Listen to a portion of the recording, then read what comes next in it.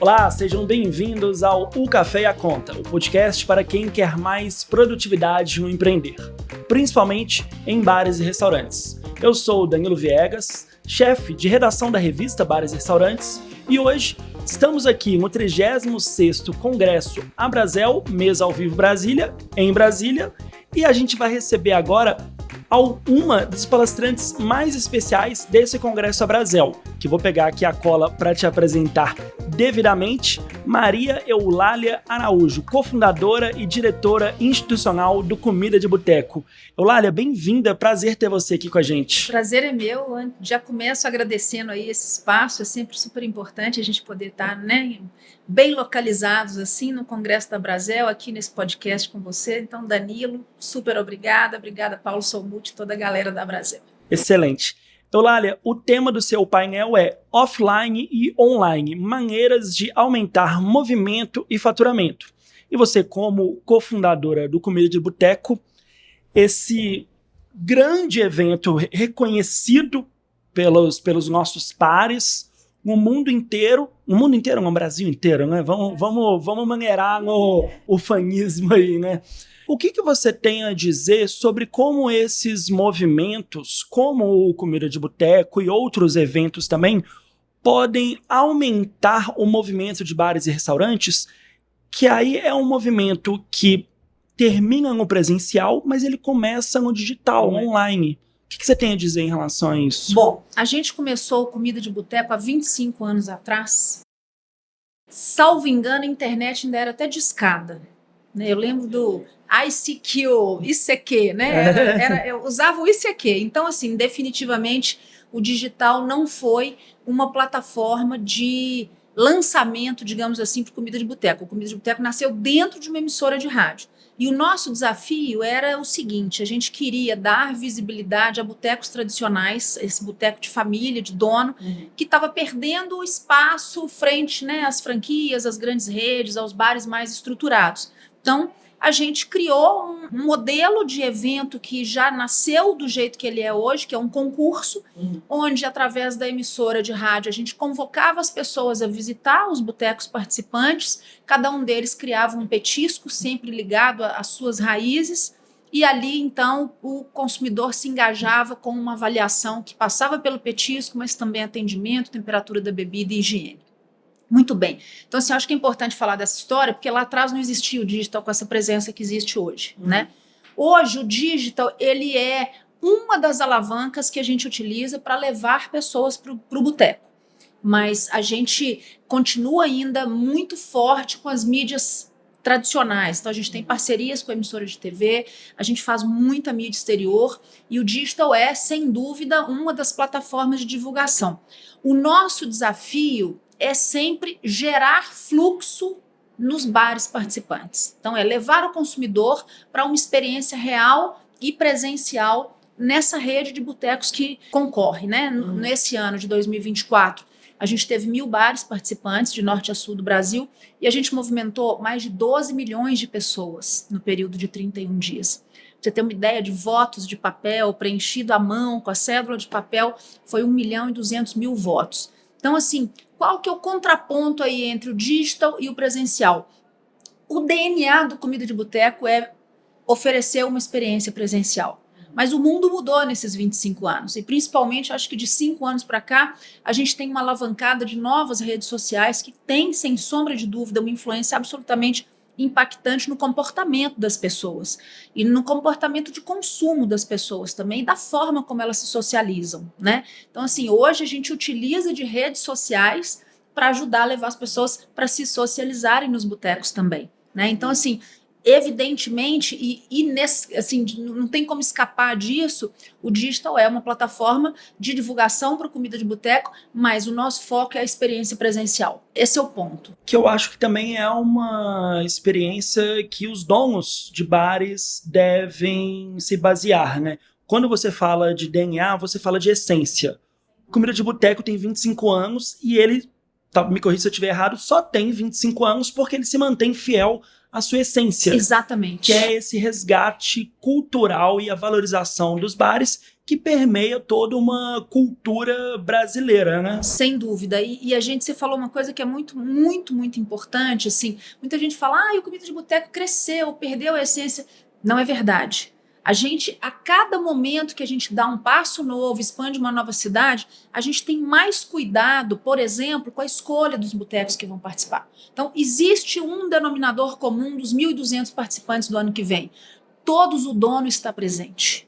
São negócios que o dono está ali. A gente chama barriga no balcão, né? Exatamente, barriga no balcão. Pequeno ou grande, mas é barriga no balcão. Né? Então, assim, preservar a natureza desse tipo de estabelecimento é uma das chaves, eu acredito, de sucesso. E principalmente porque nesses últimos anos a gente vem assistindo também por parte do consumidor uma vontade de resgatar coisas de raiz, né? A própria cozinha de raiz, que a gente lá atrás já tinha colocado na nossa missão, ela hoje é muito vangloriada pela alta gastronomia, né? A raiz, ela é uma coisa que está muito na moda, falar de coisas de raiz, né? De coisas verdadeiras. O exemplo, às vezes, um pouco até ruim, né? Do que é raiz, o que é raiz é uma palavra mal usada. Mas, de fato, Eulália, a experiência online não diminui o presencial, né? Ele catapulta, ele potencializa. Como, por exemplo, eu também sou natural de Belo Horizonte e, pelo menos em BH, onde eu frequento mais os bares participantes do Comida de Boteco, os estabelecimentos aguardam com ansiedade essa data, porque é uma data que vai aumentar o movimento, vai aumentar o faturamento. E se antes existia o boca a boca, hoje tem um Instagram por Instagram, você tem ainda o panfleto offline, mas também tem o online, para trazer as pessoas para dentro sem perder essa originalidade. Né? Rogai por nós comida de boteco, né? Porque a franquia, os grandes, tem as suas estratégias de marketing. Exatamente, a sua capacidade de promover a si mesmos, né, financeiramente, investindo nos tráfegos, investindo na sua comunicação.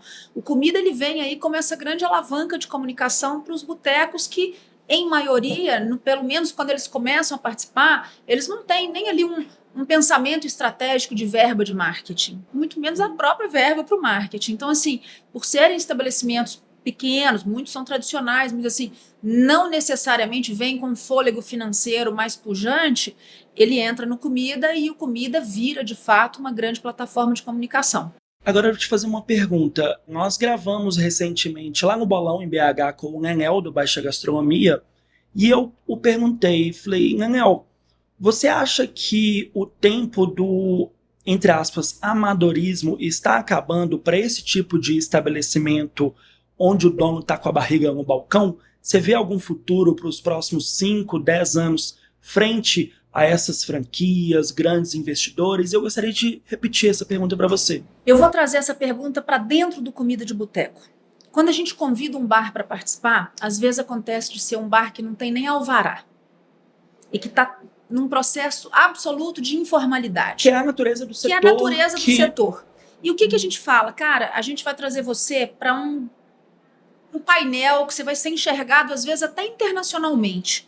Você até pode entrar sem alvará, mas na medida que você for se mantendo classificado, vai ser necessário que você comece a profissionalizar mais e se entender como dono de negócio, e não só como um dono de boteco, mas como um dono de negócio. De fazer conta.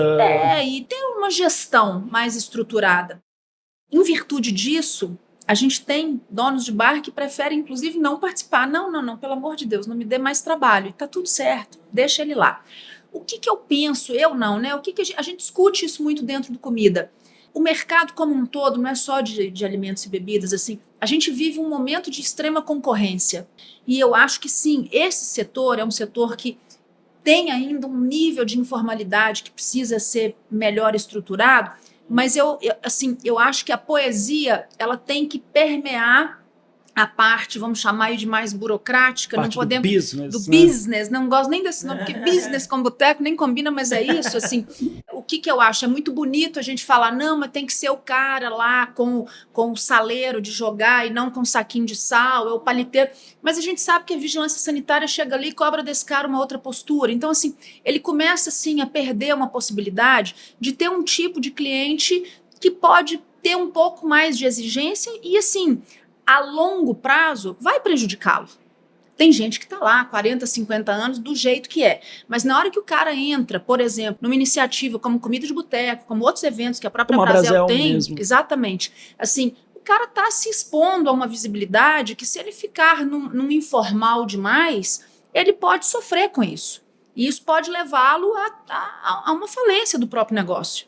Né? Então, Só para me corrigir também, quando eu falei da natureza do setor, são os negócios informais, não é bem isso, né? É um negócio que começa informal e vai se formalizando enquanto vai crescendo. Exatamente. Né? Mas, frente à sua resposta, eu também acho, Eulália, me corrija se você achar que eu estiver errado, é uma linha tênue, né, entre você manter a essencialidade, a sua autenticidade e não cair na ingenuidade do romantismo, né? Porque quando a gente está falando de bares, a gente está falando, como eu disse, de algo que permeia uma cultura autenticamente brasileira e a gente mexe também muito com memória afetiva, né? A gente mexe com um setor que é muito diverso e democratizado. Sim, eu continuo achando que assim... Você vai além. Né? Eu acho que a poesia e a parte funcional, elas podem caminhar juntas. A gente tem um exemplo que eu vou dar, porque o cara é da Brasel também. É um bar de Belo Horizonte, que participa do Comida de Boteco há muito tempo, chama Cobs. O Cobs, Cobs no Santa Teresa. Cobs Bar, exatamente. Do Gustavo. Exatamente. O Cobs é um bar que, para mim, é um exemplo dos bares que conseguiram trazer, até hoje, a sua essência, mas eles já ultrapassaram, eles viraram uma chave. Então, assim, ele tem um sistema de controle, ele tem uma gestão ali, a família está toda envolvida no negócio, só que ele ainda é praticamente a garagem da casa deles. Os pais moram no fundo, né? No fundo. A mãe está ali à frente da cozinha, o seu Afonso está lá à frente, principalmente daquela seleção incrível da carta de cachaças. Os meninos estão, né? Gustavo, Elígia, estão ali, mas você vê que assim, tem já um olhar de gestão de negócio e não perdeu em nada o DNA deles. Muito pelo contrário. Eu acho que o fato deles terem se profissionalizado, mas mantido a essência que eles têm, e principalmente a família ali unida do jeito que é, cara, não dá para falar que esse negócio perdeu a originalidade, perdeu a identidade, não perdeu nada. E ganhou um público novo que já espera um serviço um pouco mais qualificado, né? Então, assim, ele tem a capacidade de atender aquele botequeiro que não está nem aí, que está lá, não está preocupado minimamente se o copo é sujo ou não é sujo. Nesse né? caso, o botequeiro raiz O que a gente está botequeiro raiz, falando, né? Mas ele também atende a esse novo frequentador de boteco que está querendo uma cerveja artesanal diferenciada, né? Que acha interessante que tem uma possibilidade de cardápio no QR Code, que não é meu caso, que eu Também não me dou bem não é com o meu tecnologia. caso, não. Eu gosto do cardápio impresso ou até falado pelo garçom, que é o melhor de todos. Então, acho que assim, as duas coisas, elas precisam se dar bem e elas podem se dar bem. E sim, a linha é tênue, mas é totalmente possível um boteco, né, desse tipo que a gente está falando, desse perfil, né, entre aspas, mais informal, ir se formalizando sem perder a sua raiz, sem perder a sua essência e poder navegar nesse mar super revolto e super concorrido, que é o de alimentos e bebidas, que é o setor de bares e restaurantes, conseguindo manter ali o seu barquinho frente a vários transatlânticos que estão ali no mesmo mar. E o cara vai ali no seu barquinho, navegando muito bem. Acho que o Cobs exemplifica muito isso. Até porque talvez esses barquinhos tenham algo que talvez os grandes navios não tenham. Né? Não terão. Porque história não se compra, se constrói. Não, exatamente. Né? E isso é o grande barato. Você falou tudo. E, por exemplo, assim, o que é o Comida de Boteco? É um concurso de gastronomia. Não, Comida de Boteco é um contador de história de vida de dono de boteco. A gente chegou há 24 anos, vamos fazer 25 ano que vem, bodas de prata, porque o tempo inteiro a gente está focado em contar a história de vida das pessoas. Então a gente vai procurar os botecos, assim, não é pela infraestrutura que eles têm, pelo que eles vão oferecer de certa forma como serviço, mas é pelo que eles vão oferecer como história. Por isso que o dono tem que estar ali. E eu acho que quando o dono está ali, e quando esse dono começa a entender que, sim, às vezes vai precisar de tirar o jaleco mais sujinho, né, e botar ali uma camiseta branca que seja mais arrumadinha para ter um outro tipo de consumidor, ele não está perdendo a raiz dele. Então, eu acho que assim, é uma linha tênue, mas é uma linha muito possível. Completamente possível. Completamente possível. O outro lado já é difícil. Você querer que um transatlântico leve a poesia de um barquinho navegando em alto mar é mais complicado. Ele tem que entregar outras coisas. Não só complicado, mas soa falso. Exatamente. Né? É como se fosse aquela planta artificial que até de longe parece, vira um mas arremedo de boteco. vira um né? simulacro, né? Exatamente. Vira uma coisa que não é autêntica, que não é real, que não permeia a nossa cultura, exatamente. Né? E tem um lugar para ele. Nada contra os transatlânticos, muito pelo contrário, eles fazem a régua do setor subir bastante na entrega para o consumidor. Mas, assim, não adianta. História de vida, né, que é a real poesia da coisa, ela é ou ela é. Não tem como simular, né? Esse Excelente. É o ponto. Eulália, queria agradecer o seu tempo aqui. Eu acho que o nosso tempo foi curto, mas foi muito conteúdo bem legal, né? Sem dúvida. E boa palestra, obrigada. Bom painel. Muito obrigada e assim, que a gente consiga fazer com que esse setor seja cada vez mais sensacional, porque o Brasil é bar e restaurante, né, gente? Amém. Amém. A nossa sociabilidade, ela está absolutamente conectada aqui com os bares.